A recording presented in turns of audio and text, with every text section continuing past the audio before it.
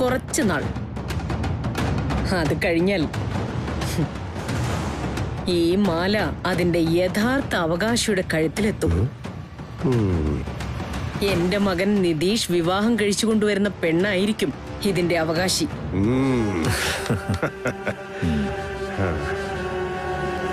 അല്ല, ഒരു പ്രധാനപ്പെട്ട കാര്യം ചോദിക്കാൻ വിട്ടുപോയി. ആകാശിന്റെ പോക്കറ്റിൽ നിന്ന് അങ്കിൾ ഇത് എങ്ങനെ അടിച്ചു മാറ്റിയത്?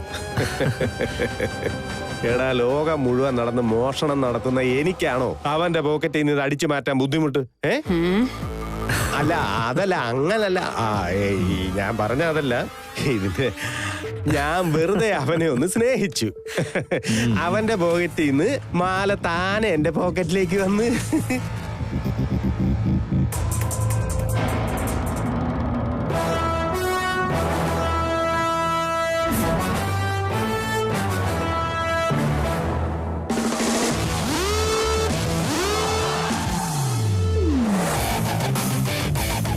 എന്തായാലും അമ്പിളി അമ്മാവനെ ഞാൻ സമ്മതിച്ചിരിക്കുന്നു. എടാ മോനെ, മോഷണം ഒരു കലയാണ്. ഞാൻ അത് ചെയ്യുന്ന ഒരു എളിയ കലാകാരൻ, അത്രേ ഉള്ളൂ.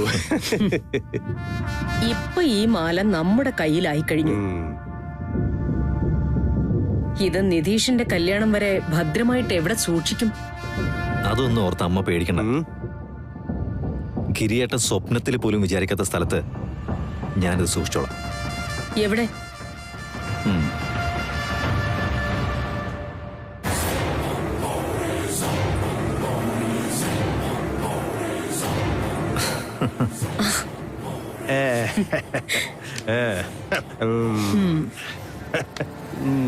എന്റെ പൊന്നു മോനെ, ഇപ്പോഴാണ് നീ എന്റെ മരുമോനായത്.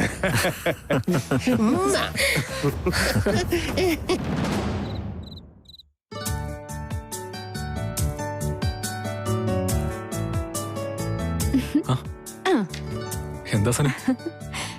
ഒന്നുമില്ല, എനിക്ക് നിന്നോട് വല്ലാത്ത സ്നേഹം തോന്നുക. അത് വെറുതെ, നീ എന്നെ വെറുതെ സുഖിപ്പിക്കാൻ വേണ്ടി പറയുന്നതല്ലേ? അല്ല, ഞാൻ കാര്യമായിട്ട് പറഞ്ഞതാ. എനിക്ക് നിന്നെ ഒരുപാട് ഇഷ്ടമാണ് Sree. I love you so much. I love you too. നിനക്കൊരു കാര്യം അറിയോ? നീ എന്നെ സ്നേഹിക്കുന്ന അത്രയും എന്റെ അമ്മ പോലും എന്നെ സ്നേഹിക്കുന്നില്ല.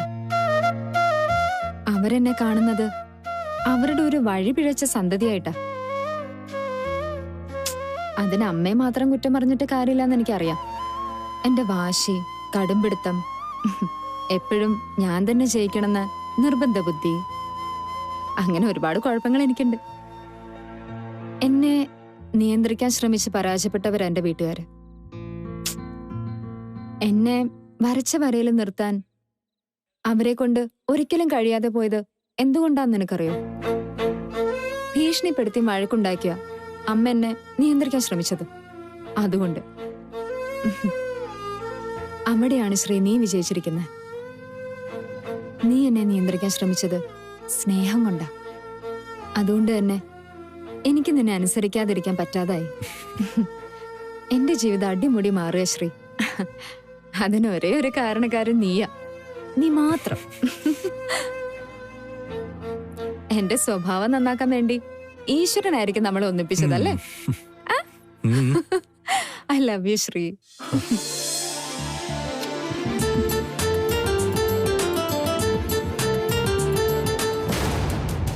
എന്നെ വരച്ച വരയിൽ നിർത്താൻ ആർക്ക് പറ്റിയാലും ഇല്ലെങ്കിലും പ്രണയത്തിന്റെ കയറുകൊണ്ട് നിന്നെ കെട്ടിയിടേണ്ടത് എങ്ങനെയാണെന്ന് എനിക്ക് നന്നായിട്ട് അറിയാം ശ്രീ.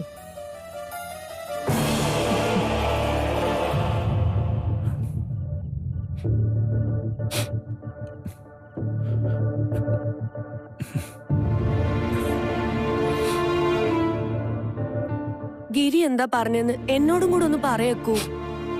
മനസ്സിലെ സങ്കടം ആരോടെങ്കിലും ഒന്ന് പറഞ്ഞ അത്രയും ഭാരം കുറയുന്ന് അക്കു തന്നെയല്ലേ എന്നെ ഉപദേശിക്കാറുള്ളത്. അയ്യോ അക്കു, നീ കരയാണോ? ഇങ്ങനെയൊക്കെ സങ്കടപ്പെടാൻ മാത്രം ഇവിടെ എന്താ ഇപ്പൊ ഉണ്ടായത്? ദേ അക്കു, നീ ഇങ്ങനെ സങ്കടപ്പെട്ട എനിക്ക് അതിനേക്കാൾ സങ്കടം വരും. പിന്നെ എന്താ ഉണ്ടാവുന്ന അറിയാലോ? പറ, എന്തെങ്കിലും ഉണ്ടെങ്കിൽ എന്നോടൊന്ന് തുറന്നു പറയക്കൂ.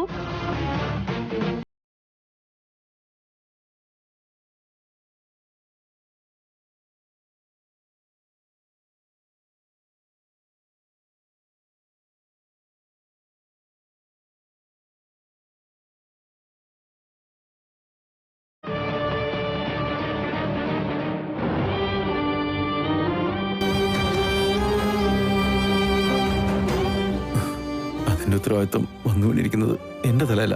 അക്കുന്റെ തലയിലോ? എന്നുവച്ചാ? അത് ഞാൻ മോഷ്ടിച്ചു എന്നാ എല്ലാവരും പറയുന്നത്. അക്കുവാണ് മോഷ്ടിച്ചെന്ന് വേറെ ആര് വേണമെങ്കിലും പറഞ്ഞോട്ടെ, പക്ഷെ ഗിരി അത് പറയില്ല. പറഞ്ഞോ? പറയക്കൂ. ഗിരി നിന്നെ കള്ളനെന്ന് വിളിച്ചോ? ആ CCTV ഫൂട്ടേജ് കാണുമ്പോ ആർക്കും അങ്ങനെയല്ലേ തോന്നുന്നു സ്നേഹ. അവനെ വെറുതെ കുറ്റപ്പെടുത്തണ്ട. CCTV ഫൂട്ടേജ് മാങ്ങ തൊലി. ഗിരിക്കെന്താ തല തിരിഞ്ഞു പോയോ? നീ നടന്ന കാര്യങ്ങളൊക്കെ അവനോട് പറഞ്ഞില്ലേക്കൂ? പറഞ്ഞു, പക്ഷെ അവനൊന്നും വിശ്വസിക്കാൻ തയ്യാറാവുന്നില്ല. അപ്പോ എന്റെ അക്കുവാണ് മോഷ്ടിച്ചെന്ന് ഗിരി വിശ്വസിക്കുന്നുണ്ടല്ലേ? ഇരു കൈ ഒരു കരളുമായിട്ട് ജീവിച്ച് നിന്നെയാണോ അവൻ സംശയിച്ചേ? അങ്ങനെയാണെങ്കിൽ പിന്നെ ഈ കാര്യത്തിൽ ഒരു തീരുമാനം ഉണ്ടാക്കിയിട്ട് തന്നെ ബാക്കി കാര്യമുള്ളൂ. നീ ആ ഫോണിങ് എടുത്തേ. ഫോൺ വേണ്ട വേണ്ട, ഒന്നും വേണ്ട. വേണ്ട സ്നേഹ, ഇപ്പൊ വേണ്ട. ഞാൻ പറയുന്നത് കേക്ക് പ്ലീസ്. ഫോണിങ് തരാനാ പറഞ്ഞത്. വേണ്ട. അവനെ വിളിച്ച് രണ്ടെണ്ണം പറയാനുണ്ടാക്കൂ.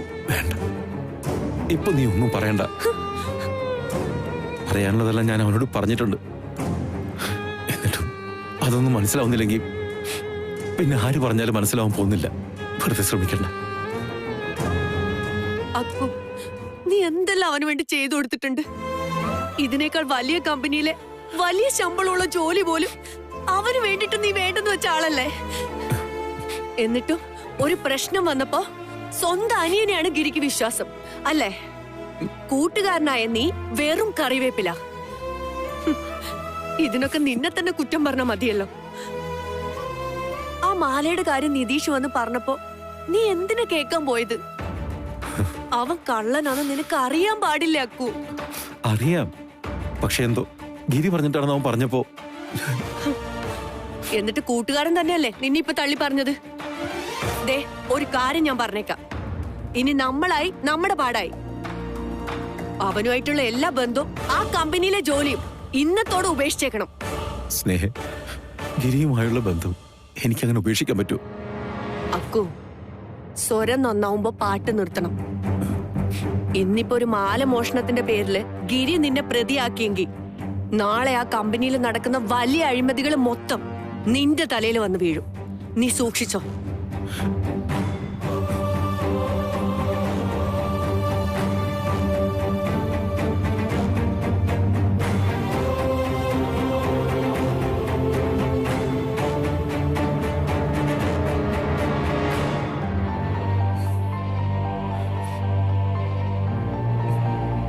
അക്കു, നിന്റെ മനസ്സ് എന്തുമാത്രം വേദനിക്കുന്നുണ്ടെന്ന് എനിക്കറിയാം. നിനക്ക് ഞാനുണ്ട്, നമ്മുടെ മക്കളുണ്ട്, നമ്മുടെ സന്തോഷങ്ങളുണ്ട്. അത് മാത്രം മതി നിനക്ക്. അല്ല, നമുക്ക്.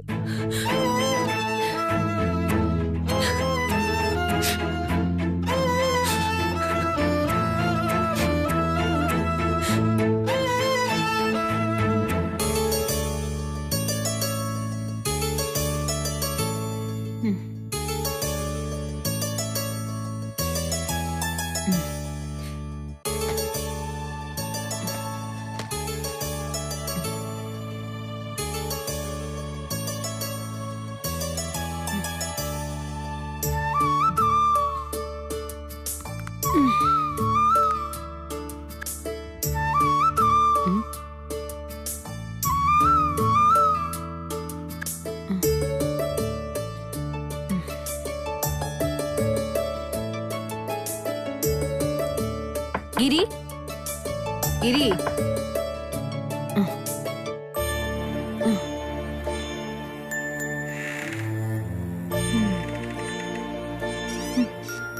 ഈ കൊച്ചുവെളുപ്പാങ്കാലത്ത് ഗിരി എവിടെ പോയതാ?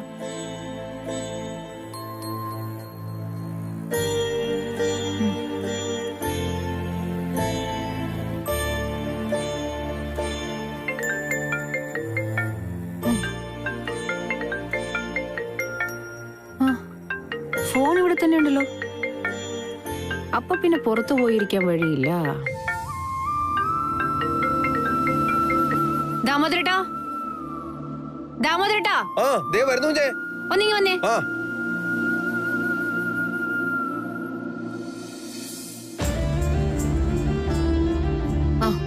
ദാമോദരട്ടാ, ആ എന്തെങ്കിലും ആവശ്യം ഉണ്ടായിരുന്നെങ്കിൽ എന്നൊന്ന് വിളിച്ച പോരായിരുന്നു കുഞ്ഞെ.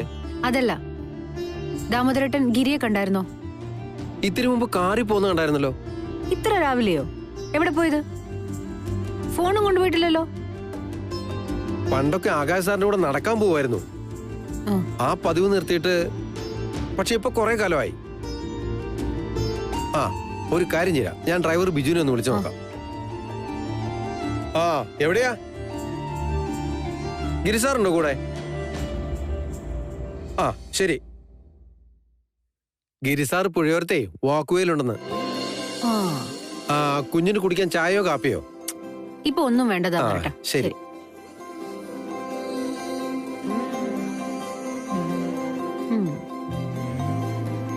ഭക്ഷണവും വ്യായാമവും ഒക്കെ ഇനി ശ്രദ്ധിച്ചേ പറ്റൂ. പണ്ടത്തെ പോലെ രാവിലെ എഴുന്നേറ്റ് നടക്കാൻ പോണം. അപ്പോ രാവിലെ എഴുന്നേറ്റ് നല്ല കുട്ടിയായിട്ട് നടക്കാൻ പോയതാണ്. എന്നെ കൂടെ കൂട്ടായിരുന്നു. സാരില്ല, കൂട്ടിയില്ലെങ്കിൽ ഞാൻ കൂടിക്കോളാം.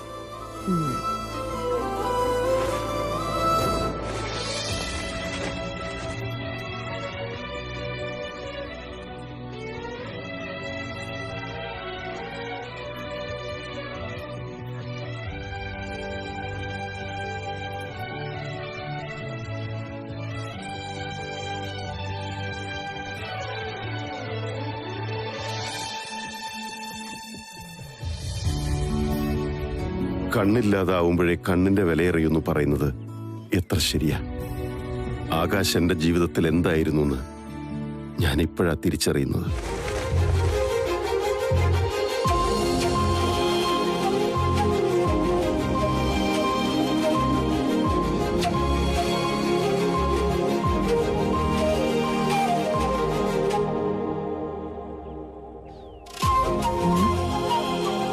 ഇതെല്ലാം മെലിഞ്ഞ ആൾക്കാരാണല്ലോ. ഭൂമി കൂലി കിടക്കുന്ന തടിയനവിടെ.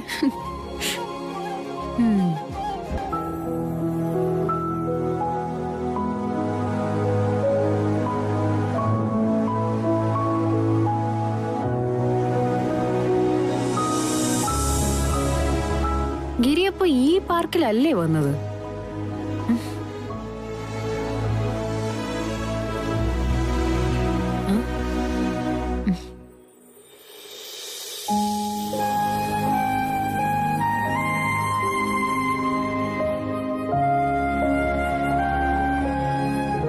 അതുകൊള്ള നടക്കാൻ വന്ന ആളിത് ആരെ വായി നോക്കി നിക്ക്. ചുമ്മാ അതല്ല തടി കുറയാത്തത്.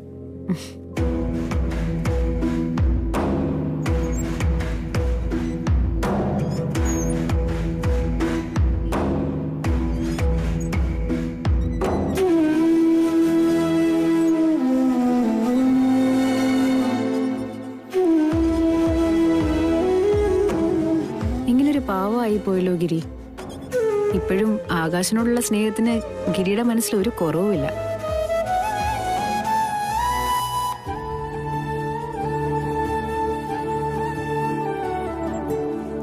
ആകാശ് ഒരിക്കലും അങ്ങനെ ഒരു തെറ്റ് ചെയ്തിട്ടില്ലെന്ന് എനിക്ക് ഉറപ്പാ. ഇവർക്കിടയിലുണ്ടായ തെറ്റിദ്ധാരണ നീങ്ങണം. അതിനുവേണ്ടി ഇറങ്ങി പുറപ്പെടേണ്ടത് ഞാൻ തന്നെയാ.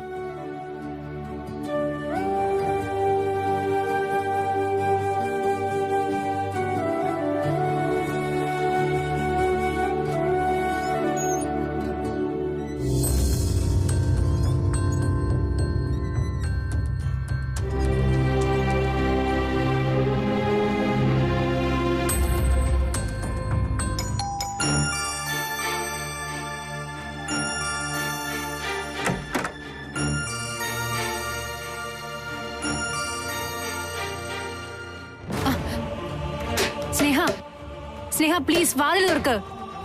സ്നേഹ വാതിലും തുറക്കോ. സ്നേഹ ഞാൻ പറയുന്ന ഒന്ന് കേക്ക് പ്ലീസ്. സ്നേഹ പ്ലീസ് വാതിൽ തുറക്കാൻ. സ്നേഹ, എനിക്ക് നിന്നോട് സംസാരിക്കാൻ താല്പര്യമില്ല. വെറുതെ മനുഷ്യനെ കൂടുതൽ ബുദ്ധിമുട്ടിക്കാതെ പോവാൻ നോക്ക്. സ്നേഹ, നിനക്ക് നല്ല ദേഷ്യമുണ്ടെന്ന് എനിക്കറിയാം. എന്റെ അടുത്ത് ദേഷ്യപ്പെടാനുള്ള കാരണവും അറിയാം. അതിൽ ന്യായവും ഉണ്ട്, ഞാൻ സമ്മതിക്കുന്നു. നിങ്ങളുടെ മനസ്സിലേറ്റ മുറിവിന്റെ ആഴം എത്ര വലുതാണെന്ന് എനിക്കറിയാം. ഒരിക്കലും സംഭവിക്കാൻ പാടില്ലാത്തതാ സംഭവിച്ചത്. ഗിരിധറിന് വേണ്ടിട്ട് നിങ്ങളുടെ അടുത്ത് മാപ്പ് പറയാൻ വേണ്ടിട്ടാ ഞാൻ വന്നത്. സുമിത എന്താ വിചാരിച്ചത്? ഇവിടെ വന്നൊരു മാപ്പ് പറഞ്ഞ എല്ലാം പഴയ പോലെ ആവുന്നോ? മനസ്സിനേറ്റ മുറിവുകളെ അത്ര പെട്ടെന്നൊന്നും പോവില്ല സുമി.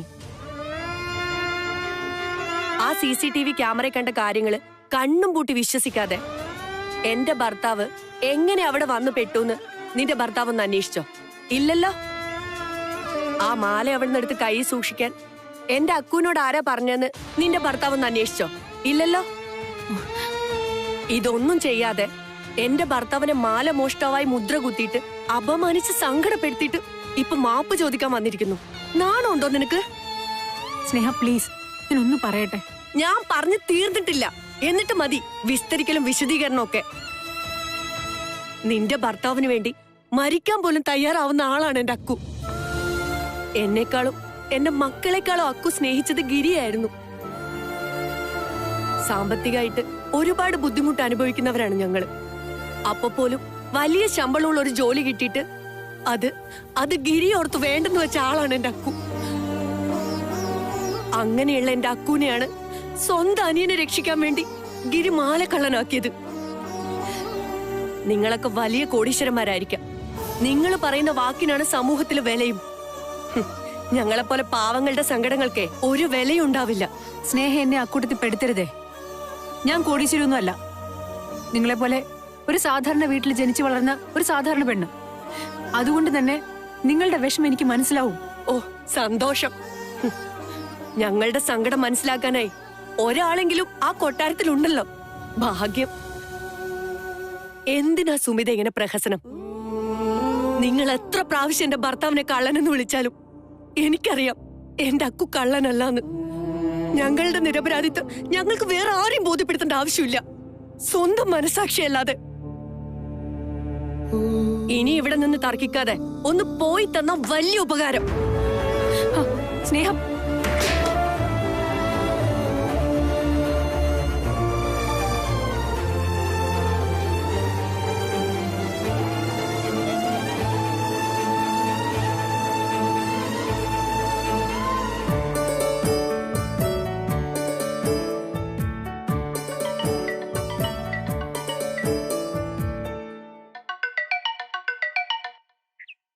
ഹലോ മോളെ, എന്താ ഇത്ര രാവിലെ? അച്ഛൻ വീട്ടിലാണോ? ഇത് നല്ല കഥ.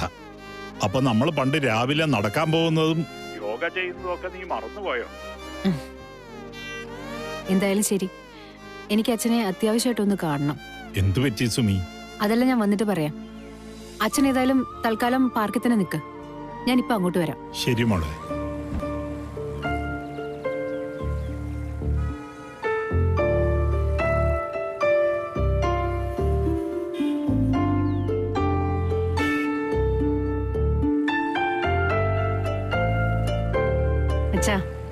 എന്നെ കാണണമെങ്കിൽ നിനക്ക് നിന്റെ വീട്ടിലേക്ക് വന്നാ പോരെ?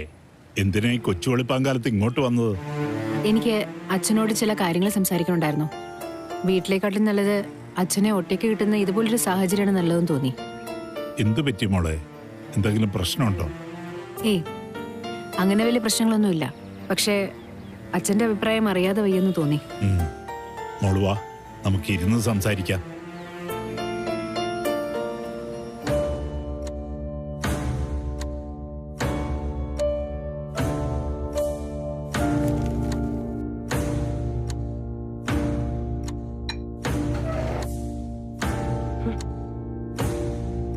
അവളോട് ഇച്ചിരിയും കൂടെ കടുപ്പിച്ച് പറയേണ്ടതായിരുന്നു.